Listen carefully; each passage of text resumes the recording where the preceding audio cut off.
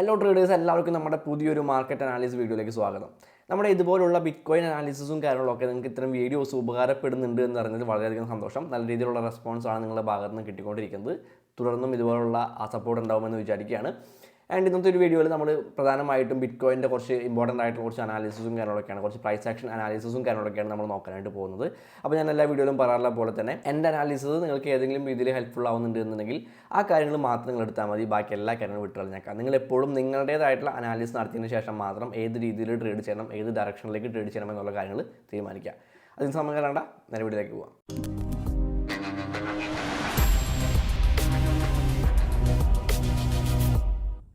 അപ്പോൾ പതിവ് പോലെ നമുക്ക് കോയിൻ മാർക്കറ്റ് ക്യാപ്പിലെ വിശേഷങ്ങൾ പറഞ്ഞുകൊണ്ട് തുടങ്ങാം. The global crypto market cap is $1.16 trillion. ഒരു 0.45% ഡിക്രീസ് ആണ് ടോട്ടൽ ക്രിപ്റ്റോ മാർക്കറ്റ് ക്യാപ്പിൽ കഴിഞ്ഞ ഒരു ദിവസം കൊണ്ട് ഉണ്ടായിട്ടത്. And total crypto market volume നോക്കുകയാണെങ്കിൽ അത് 4.47% ഒരു ഡിക്രീസ് ടോട്ടൽ ക്രിപ്റ്റോ മാർക്കറ്റ് വോളിയത്തിൽ സംഭവിച്ചിട്ടുണ്ട്. കഴിഞ്ഞ 24 മണിക്കൂറിൽ 27.99 ബില്യൺ ആയിട്ട് അത് കുറഞ്ഞിട്ടുണ്ട്. ആൻഡ് ബിറ്റ് കോയിൻ ഡോമിനൻസ് നോക്കുകയാണെങ്കിൽ 48.73% അതായത് കാര്യമായിട്ടുള്ള ഇൻക്രീസ് ഒന്നും ഉണ്ടായിട്ടില്ല. 0.00% തന്നെയാണ് ബിറ്റ് കോയിൻ ഡോമിനൻസിൽ ഒരു ഇൻക്രീസ് ഉണ്ടായിട്ടുള്ളത്. ആൻഡ് ഇവിടെ ഫിയർ ആൻഡ് ഗ്രീഡ് ഇൻഡെക്സ് നോക്കുകയാണെങ്കിൽ 50 ആണ് എടുക്കുന്നത്. അതായത് ന്യൂട്രൽ ആയിട്ടുള്ള ഒരു ഫിയർ ആൻഡ് ഗ്രീഡ് ഇൻഡെക്സ് ആണ് നമുക്കിവിടെ കാണാനായിട്ട് പറ്റുന്നത്.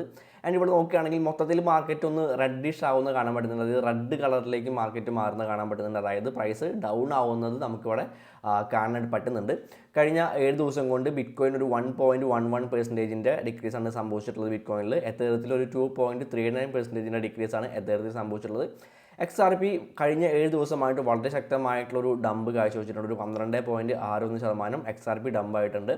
അതുപോലെ തന്നെ മറ്റുള്ള ഓൾട്ട് കോയിൻസും ചെറിയ രീതിയിൽ ഡംപായിട്ടുള്ള കാണാൻ പറ്റുന്നുണ്ട്. പക്ഷേ ഷിബ ഇനു പോലുള്ള മീം ടോക്കൺസ് അത്യാവശ്യം നല്ല രീതിയിൽ മുകളിലേക്ക് പോയിട്ടുണ്ട്. ഷിബ ഇനു 7.79% ഒക്കെ കഴിഞ്ഞ 24 മണിക്കൂറിൽ മുകളിലേക്ക് പോയിട്ടുണ്ട്. കഴിഞ്ഞ 7 ദിവസം കൊണ്ട് 10% ഒരു ഇൻക്രീസ് ഷിബ ഇനുവിൽ ഉണ്ടായിട്ടുണ്ട്. അതുപോലെ ചില ടോക്കൺസ് അത്യാവശ്യം നല്ല രീതിയിൽ പെർഫോം ചെയ്തിട്ടുണ്ട്. OKB എന്ന് പറയുന്ന ടോക്കൺ അത്യാവശ്യം നല്ല രീതിയിൽ പെർഫോം ചെയ്തിട്ടുണ്ട്.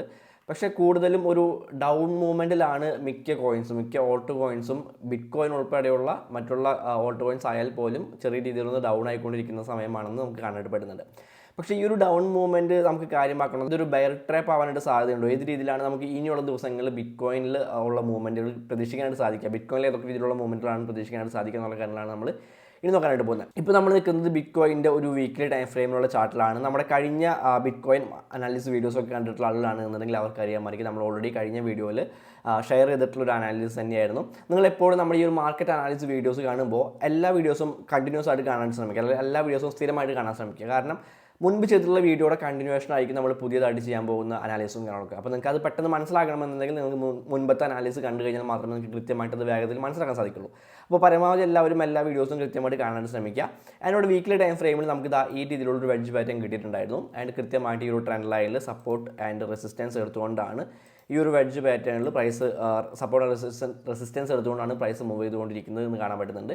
ആൻഡ് ഈ ഒരു ബ്ലൂ ലൈൻ എന്ന് പറയുന്നത് വളരെ ഇമ്പോർട്ടൻ്റ് ആയിട്ടുള്ള ഒരു പ്രൈസ് ലെവലാണ്. ഒരു 31,700 എന്ന് പറയുന്ന ലെവൽ വളരെയധികം ഇമ്പോർട്ടൻ്റ് ആയിട്ടുള്ള ലെവലാണ്. കാരണം മുൻപ് വളരെ ശക്തമായിട്ടുള്ള സപ്പോർട്ടായിട്ട് ആക്ട് ചെയ്തിട്ടുണ്ടായിരുന്ന ഒരു ലെവലായിരുന്നു. ആൻഡ് ആ ഒരു സപ്പോർട്ട് ബ്രേക്ക് ചെയ്തതിന് ശേഷമാണ് പ്രൈസ് വളരെ ശക്തമായിട്ട് ഡംപായതും ഒരു ലോ ക്രിയേറ്റ് ഒരു 15,000 പ്രൈസ് പോയത് ആ ഒരു സമയത്തായിരുന്നു.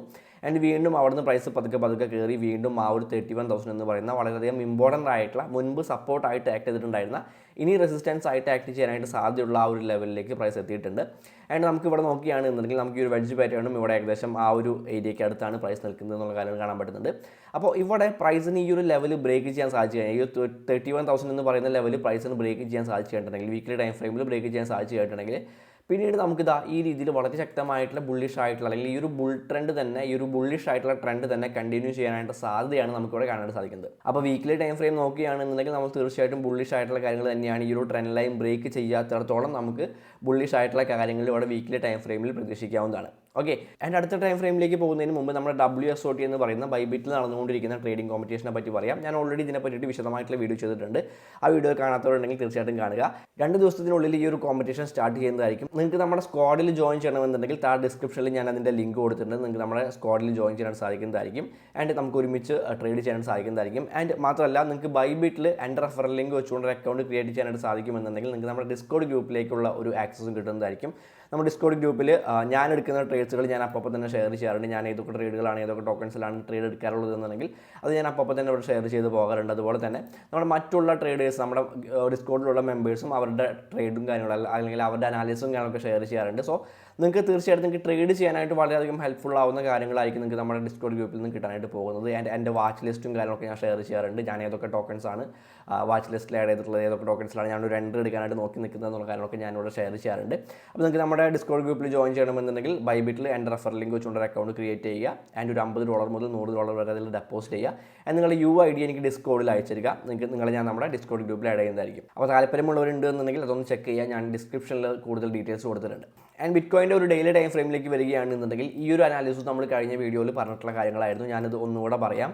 ഇവിടെ നമുക്ക് കൃത്യമായിട്ടൊരു ട്രെൻഡ് കിട്ടിയിട്ടുണ്ട്. ഒരു higher high and higher loss create ചെയ്തുകൊണ്ട് ഒരു ട്രെൻഡ്, ഒരു ബുള്ളിഷ് ആയിട്ടുള്ള ട്രെൻഡ് കിട്ടിയിട്ടുണ്ട്. കൃത്യമായിട്ട് ഒരു ട്രെൻഡ് ലൈനിൽ സപ്പോർട്ട് എടുത്തുകൊണ്ടാണ് പ്രൈസ് മുകളിലേക്ക് പോയിക്കൊണ്ടിരിക്കുന്നത്.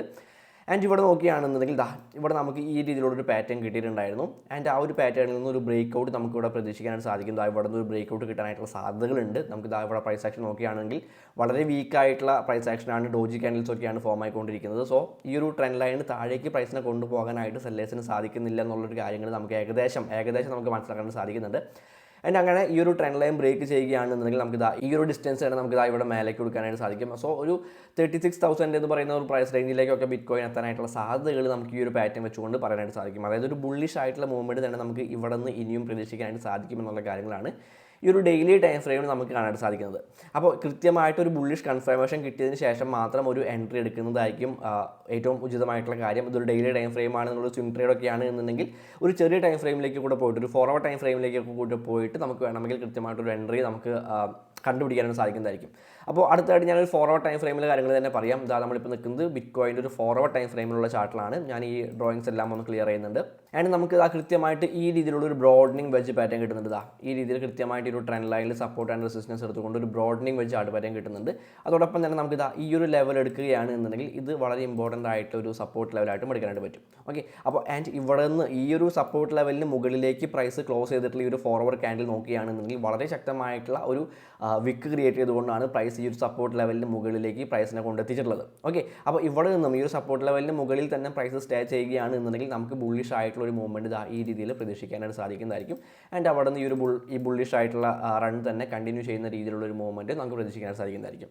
ആൻഡ് ഈ ഒരു സപ്പോർട്ട് ലെവൽ ബ്രേക്ക് ചെയ്യുകയാണെങ്കിൽ, താഴേക്ക് ബ്രേക്ക് ചെയ്യുകയാണ് എന്നുണ്ടെങ്കിൽ ചെറിയ രീതിയിൽ വീണ്ടും ഒരു ബെയറിഷ് ആയിട്ടുള്ള മൂവ്മെൻറ്റ് കാണാൻ പറ്റും. ആൻഡ് അവിടെ നിന്ന് വീണ്ടും പ്രൈസ് ബുള്ളിഷ് ആവുന്ന രീതിയിലുള്ള കാര്യങ്ങൾ നമുക്ക് കാണാൻ പറ്റും. ഓക്കെ, അപ്പോൾ ഏറെക്കുറെ നമ്മൾ വീക്കിലി ടൈം ഫ്രെയിമിൽ പറഞ്ഞ പോലെ നമ്മൾ ഇവിടെ വീക്കിലി ടൈം ഫ്രെയിമിൽ ഈ ഒരു ട്രെൻഡ് ലൈൻ ബ്രേക്ക് ചെയ്യുന്നത് വരെ നമ്മൾ ബുള്ളിഷ് ആണെന്ന് പറഞ്ഞതുകൊണ്ടാണ് ഞാൻ ഇവിടേക്ക് ചെറിയൊരു മൂവ്മെൻറ്റ് ഉണ്ടായാലും നമ്മൾ വീണ്ടും ബുള്ളിഷ് ആയിട്ടുള്ള രീതിയിൽ തന്നെ മുകളിലേക്ക് പോകാനായിട്ട് സാധ്യതയുണ്ട് എന്നുള്ള കാര്യങ്ങൾ പറഞ്ഞത്.